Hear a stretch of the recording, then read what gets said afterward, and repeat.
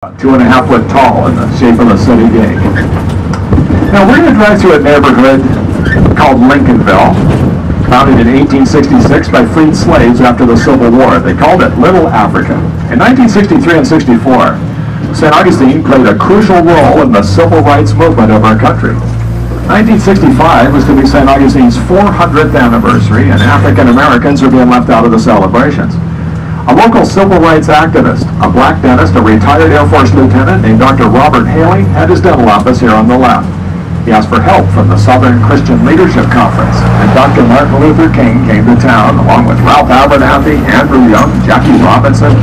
The Ku Klux Klan followed him to stir up a bunch of trouble. While Sheriff Elmo Davis was part of the Klan, he was putting badges on these Klansmen, deputizing Klansmen. It worked about as well as when the Rolling Stones used the Hells Angels to be security at the Altamont concert. There's still some unsolved murders, and homes were firebombed. The governor ended up calling them the National Guard. When Mrs. Mary Peabody showed up, she was the 72-year-old mother of the governor of Massachusetts and cousin of Eleanor Roosevelt. And Marson was thrown into jail along with everybody else. These things drew national attention. It resulted in the Civil Rights Act of 1964 being passed in Washington, D.C. that ended segregation in America. The bill was stalled in the Senate with a filibuster. What happened in St. Augustine tipped the scales. It happened where the Hilton is today on the waterfront. Back then it was Munson's Motor Lodge. There was a whites-only restaurant there where Dr. King tried to be served a lunch. Mr. Brock, the owner, met him on the steps and refused to let him in. Dr. King refused to leave. He was arrested at the Munson and booked into the city jail.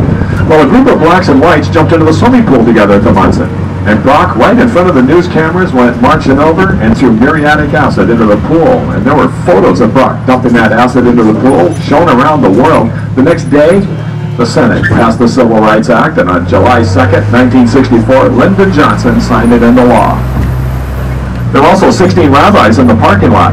They were holding a prayer vigil in support of Dr. King. They were also arrested. That's still today the largest mass arrest of rabbis in our country's history. Well, we just had the 50th anniversary. Can you believe it's been half a century since the Civil Rights Act was passed? And then 2 days later, this last July, we celebrated our nation's birthday. And when our founding fathers wrote the glowing words that said all men are created equal, they were only talking about white men that owned property. Didn't include women or minorities. Women had to fight for suffrage. They didn't get the right to vote until the last century because they stood up and fought for it.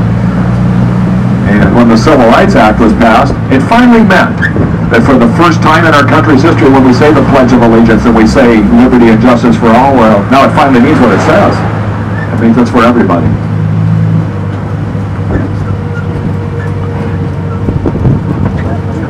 This is the old cigar factory coming up on the right. Now, we did have, in the 1800s, 6 companies that hand-rolled about 4.5 million cigars in that century. And well, around the turn of the century, cigar rolling machines were and that created labor problems. The companies left and relocated to Tampa at that time. Coming up on the next stop, the winery. See the people up on the roof, they're enjoying some wine and entertainment. You know, they do that year-round, but so much of the year it's either too hot or too cold. I'd call this a Goldilocks day. It's just about right. The winery is a free tour that takes about an hour, and the second half of the hour is spending tasting wines that from grapes they grow in the Tallahassee area. Florida was the birthplace of winemaking in North America. Very first wines made. Right here. This is the San Sebastian Winery.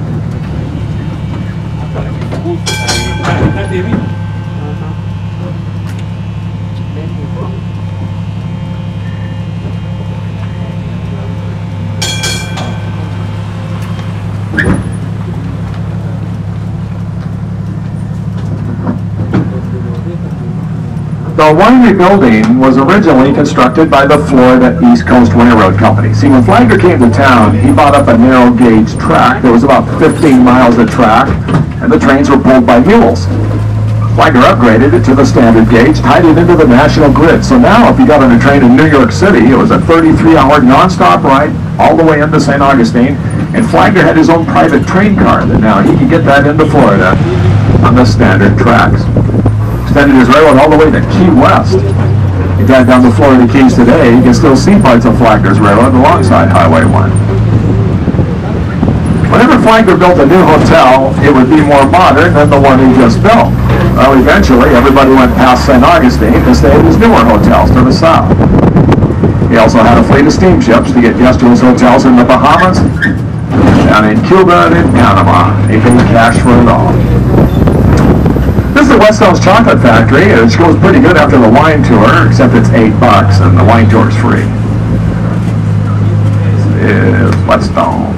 But they do give you a hairnet and some chocolate. Can't beat that, huh? And the next tour will be at the bottom of the hour, 3:30.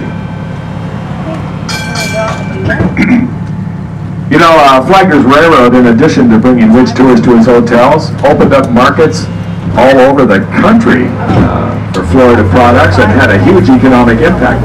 In 1896, Flagler's Railroad reached Biscayne Bay. There was a settlement at the end of the tracks. The citizens were planning to name Flagler in his honor. Until Flagler came up with a better idea. He named the town Miami, after a river that flowed into the bay.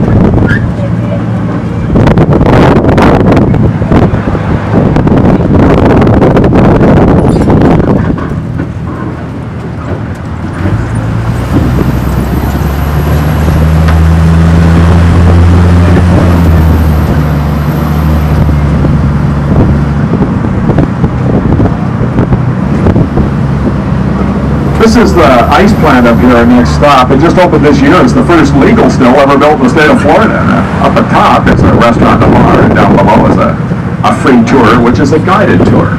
And it takes place every half hour where you see the old ice operations and how the building used to be. And then the big old copper stills. And they explain how they work and how liquors are made. And then in the gift shop, the tour ends. They sample some of the vodka and the gin. They also make bourbon and rum, but the bourbon and rum have to age in barrels for several years.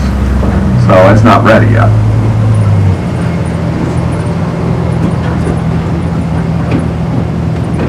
If you've never seen sugarcane up close, this is what it looks like. A sugarcane on the left. It's a type of grass. It looks more like bamboo. This is the ice plant. Hi, folks. Hey, you guys are all walking pretty straight.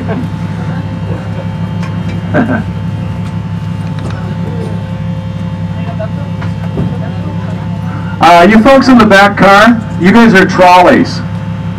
On the back car, yeah, you're the trolleys. They're right behind me. Yeah. No problem. Happens all the time. Take care. And welcome aboard, folks. Just getting on. Now, before Lincolnville was here, there were a couple of plantations down in this area. Up ahead of us was the Buena Esperanza plantation, a sugar plantation. It means good hope. Up here was the Yahala plantation. Yahala is a Seminole word. It means orange. Well, this was orange groves up through here. Now we're going to go by the Yahala house. Now, building built in 1800. Makes it one of the oldest standing buildings in Florida. It's over 2 centuries old.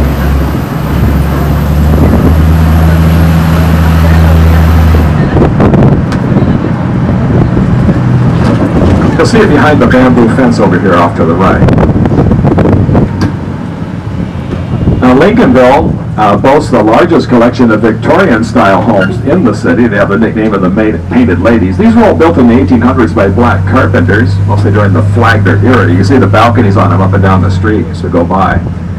And there were nightclubs up on Washington Street. In the 1940s, we had a student of the Deaf and Blind School, lived here for several years, and as a teenager played music down here, a young Ray Charles. Little Richard also played down here as a kid. It turned ugly in the 60s, though. Racers with shotguns called themselves night riders that drive up and down the streets after dark. When Dr. Haley was at home one night with his pregnant wife, one evening a car pulled up right in front of his house and fired gunshots right into his living room window. They killed his boxer dog. When Dr. King came here, it was about 4 years before he was murdered in Memphis, Tennessee. There were very real threats against